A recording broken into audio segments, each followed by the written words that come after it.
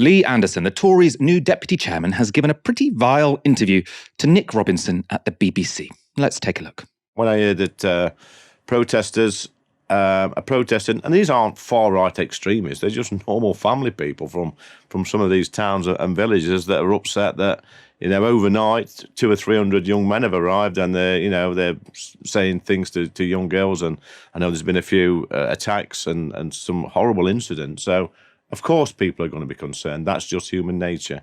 At the end of the day, when you live in a community, you expect to be safe, and you don't like sudden change. That's how humans behave.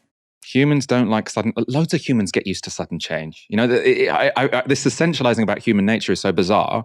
I mean, obviously that's not the most offensive part of that clip. The most offensive part is this random, sort of like, oh, all these incidents have happened, outrageous, shocking incidents. It's like, you can't just use these vague, big claims. Oh, asylum seekers and attacks, vicious attacks. It's like, what's your evidence? I mean, even if you have 1, 2, 3, 4 bits of evidence, you can't then say it's a good idea for people to go and have big protests outside hotels with 200 people who have been fleeing, war and violent situations, right?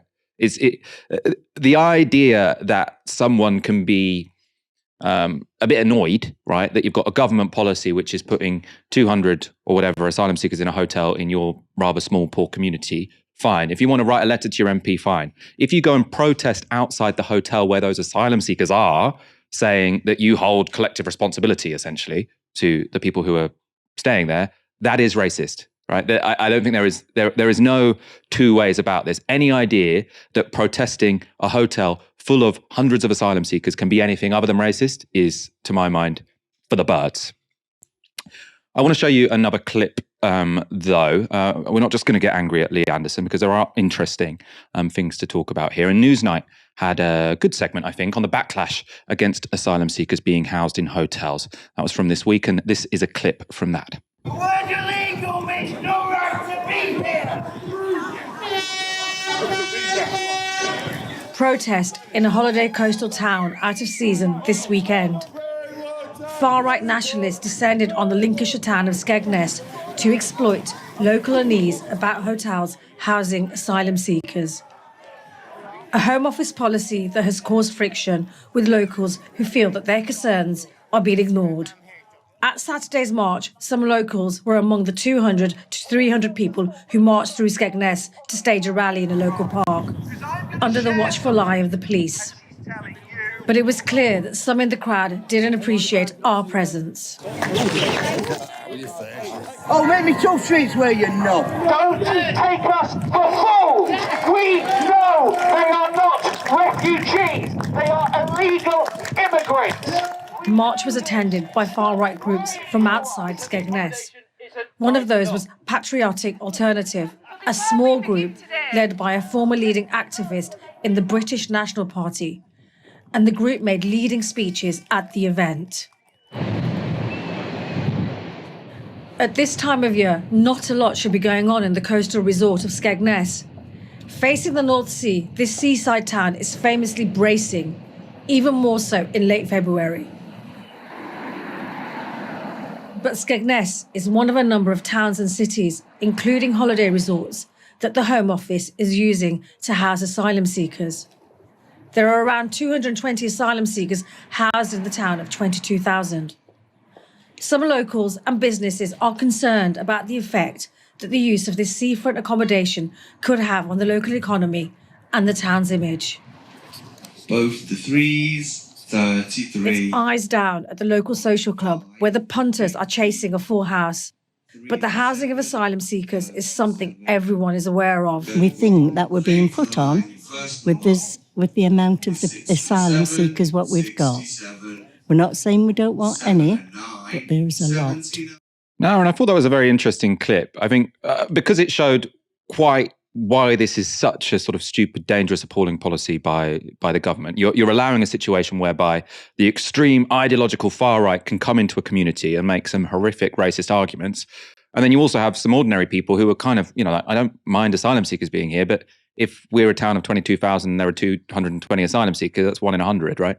It seems like this is a bit disproportionate and that the country isn't coming together to sort this problem out. It's being well, I don't want to say being dumped on our community, because there's nothing wrong with asylum seekers coming and living in your community. But you can see how it might feel odd that you've got all of these people housed in hotels in your community when none of this is happening in other, especially other wealthier parts of the country. I mean, what do you make of it? Yeah, I mean, my sympathies with that lady who spoke last there. I can entirely understand what she's saying. There is a real concern, Michael, and we've spoken about this before on the show, that the point of this policy is for it to be a chaotic failure. The point of this policy of an asylum system which barely works, people have processed incredibly slowly, they are dumped. I think that's the right word. It's not in their interest to be dumped in the middle of nowhere en masse. They can't work. They can't earn money. They can't really do very much. The point of this is to radicalize people locally and to keep the issue of migration right at the top of the political agenda. Of course, if you had an efficient, effective asylum system, that would be less likely. And I think that's the real worry here, Michael, is that actually the government, people like Suella Braverman, have a vested interest in the radicalization of the UK electorate on this issue, because they view immigration and small boats, that's the phrase they like to use. They view that as the electoral Hail Mary for 2023, 2024, 2025, if it's that late. Because they know they can't fight the next general election on public services. They know they can't fight it on living standards or wages or housing. So it's going to have to be something like this. And it's terrifying, Michael, because it's only going to get worse.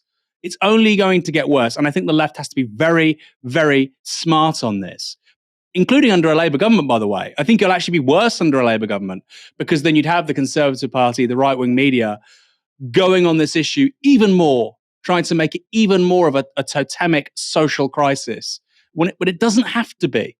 It doesn't have to be. We had a great story up on Novara Media earlier on today, talking about people being moved from hotels in London out towards coastal communities. It doesn't make sense for these small coastal places to have large numbers of people. It should generally be avoided, I think. That's just my two bobs worth. And it makes me particularly sad, Michael, as somebody, I was born in Bournemouth, to be from a coastal area, and they've been battered and bruised for the last 20 years, even Bournemouth, which is quite wealthy, comparatively speaking. And now this is entering the political conversation. It's going to radicalize many, many people. And the centre left in this country doesn't really have a proper response, I think. That's not to attack the centre left. They're not the problem in this. But I think the appropriate response when you see those images is to say, look, economically, you've been let down, left behind for decades. But the problem is not the fact that you've got 200 people suddenly stuck in a hotel who can't work here. The problem is our economic model. And those people are here because the Tories have no other issue to fight on but immigration. And it's here to radicalise you. And it's here to keep the issue of immigration at the top of the political agenda. Dysfunction is the name of the game on asylum policy in this country. I increasingly think it's intentional.